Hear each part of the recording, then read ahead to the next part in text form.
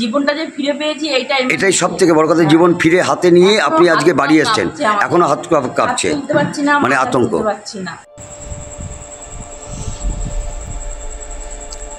June মাসের ভয়াবহ train দুর্ঘটনার বিবরণ আমাদের সাথে শেয়ার করলেন নবদ্বীপের বাসিন্দা পম্পি ও তার বাবা অলোক দেবনাথ।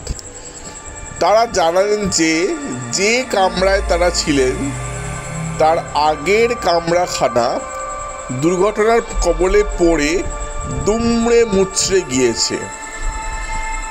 আগরতলা থেকে তারা 2 শিশুসহ মোট 8 জন S5 কামরায় ভ্রমণ করছিলেন।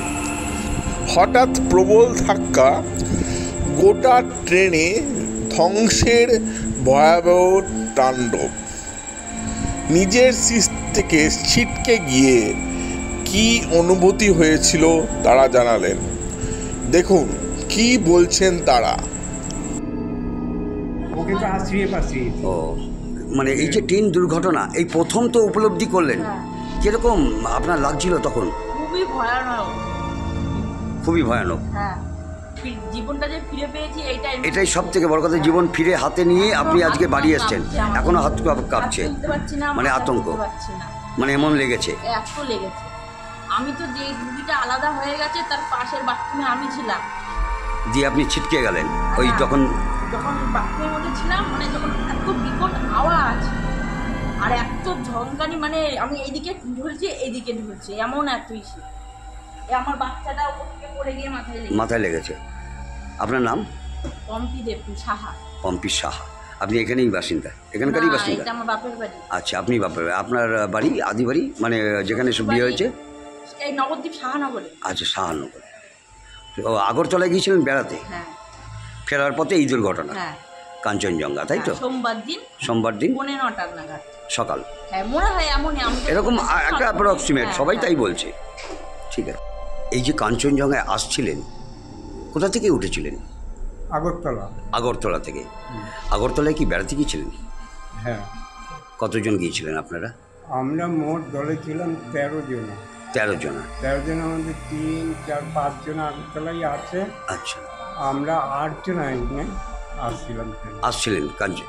সেই কাঞ্চনজঙ্ঘা এক্সপ্রেসে গতকাল যে সকালে যে দুর্ঘটনাটা হলো, সেই দুর্ঘটনায় আপনারা কত নম্বর বগিতে ছিলেন? আমরা S5। মানে পেছন থেকে অনেকটাই সামনের দিকে? অনেকটা সামনের দিকে না, মাঝামাঝি, মানে 6 আর 5, মানে যে 5 আর 6 সংযোগস্থলেই ছিলাম। কিন্তু ঘটনা হচ্ছে, যখন এই দুর্ঘটনাটা ঘটলো সেই সময় আপনার কি মানে বসেছিলেন, আপনার কি নড়েচড়ে উঠলেন এবং আপনাদের আঘাত লাগলো? আমরা 8 জন, 2 বাচ্চা আছে। আমরা যে যার মতে ছিলাম। আচ্ছা, বুঝলেন, বসে কথা বলছিলাম। এবার যে যার বগিতে আরও লোক ছিল, তারাও যে যার ভাবনায় ছিল। কেউ হয়তো ঘুমিয়েছিল, কেউ হয়তো জায়গা ছিল, কেউ হয়তো দাঁত মাছ দিল, কেউ হয়তো খাচ্ছিল, এরকম চাইছিলাম। কতটা আঘাত লেগেছে? আমার ওই পায়ের আঙুলটাই ওই খুলে আছে। পায়ের আঙুলটা লেগেছে? হ্যাঁ, ওই যে ধাক্কাটা সহ্য, 4 বার ধাক্কা হয়েছে, সেটাকে সহ্য করতে হবে। এই যে দুর্ঘটনায় প্রায় 9 জনের মতন মৃত্যু হলো, প্রচুর মানুষ আহত হলো। আপনাদের রেলের তরফ থেকে কোনো খোঁজ খবর, খাদ্য খাবার? রেলের তরফ থেকে খোঁজ খবর, পুলিশ ছিল ওই ঘটনাস্থলে, পুলিশ এসেছিল। এবার পুলিশ গিয়েছে, পুলিশ জানে, আমরা ছিলাম না স্পটে, অল্প একটু দেখেই চলে এসেছিলাম। তারপরে ওখান থেকে ট্রেনটা কখন ছাড়লো? তাও মোটামুটি আপনার 1টা নাগাদ মনে হচ্ছে। আচ্ছা, আমার একটু ঘুরিয়ে দিন। বেশ। তারপরে 1টা হবে। তারপর ওখান থেকে ওই ট্রেনে আপনারা নামলেন মালদা টাউন? ওই ট্রেনেই মালদা টাউন। ওখান থেকে আবার ট্রেন বদল করে নবদ্বীপ এলেন? হ্যাঁ, ওটা মানে আজকে ভোরবেলা এসছেন? বালুরঘাটে আজকে ভোরবেলা বলতে তখন বাজে 2:30। মানে গতকাল রাতেই তাহলে। তার মানে ওই নবদ্বীপ থেকে কোনো রকম রেলের তরফ থেকে বা পৌরসভার তরফ থেকে আপনাদের কোনো রিসিভ করা বা কোনো খোঁজ খবর নেওয়া কিচ্ছু করেনি? আপনার নাম? কতটা আতঙ্কিত ছিলেন? আতঙ্ক এখনো আমার শরীর, এখনো আতঙ্ক। আপনার পরিবারও তাই? আপনার পরিবারে কতজন গিয়েছিল?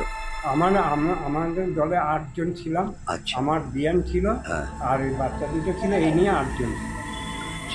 আপনার নাম? অলোক। আপনার এই জায়গাটা বাড়ি কোন ঠিকানাটা কি? প্রফুল্লনগর মাঠ, প্রফুল্লনগর 24 নম্বর ওয়ার্ড। তো ফিল্ড। আচ্ছা 24 নম্বর ওয়ার্ড তো। অর্ক ফোন করেছিল রাত্রিবেলা, ও ওখানেই রয়েছে, ও আমাদের তুলে দিয়েছে, আমাদের তুলে দিয়েছে, ও ওখানে আওয়াজ কাকে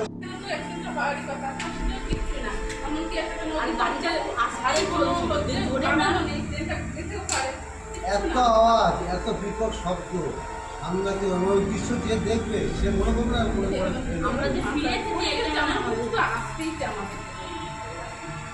এদিকে ধাক্কা খাচ্ছে, এদিকে ধাক্কা খাচ্ছে, এদিকে ধাক্কা খাচ্ছে, শুরু দেখলাম পায়ে এই আঙুলটা ঘুরিয়ে গেছে না রে, আমার চশমা হয়ে গেছে।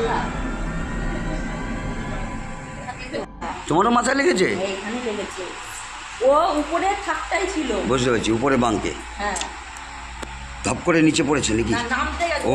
ওখানে ধাক্কা দিয়ে ও ভয় পেয়ে গিয়ে ইস। নামতে গিয়ে ও মাথা যাওয়ার সময় যে পাদানিগুলো থাকে, হ্যাঁ হ্যাঁ হ্যাঁ হ্যাঁ। ওই পাদানিটা আমাদের ছিটকে দিয়ে মাথাটা লাগে এই জায়গাটাতে। হ্যাঁ, দিয়ে সারা ট্রেনে বমি, সারা ট্রেন বমি। ইস, উনিও ছিল, কোনো চিকিৎসা করায়নি? কোনো ডাক্তার আসেনি ওই অবধি? তারপরে কোনো হেল্প রেলে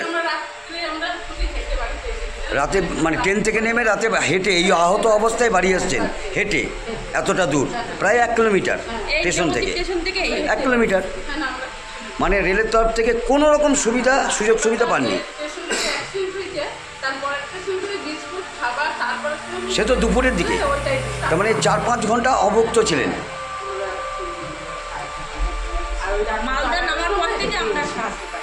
আপনার নাম? মালদা নামার বাসন্তী দেবী। মালদা থেকে